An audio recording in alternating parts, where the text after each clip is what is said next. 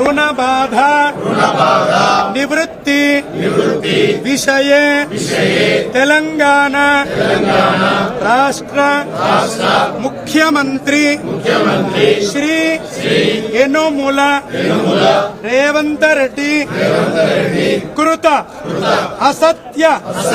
प्रलाप पाप परिहार अर्थम विशेषेण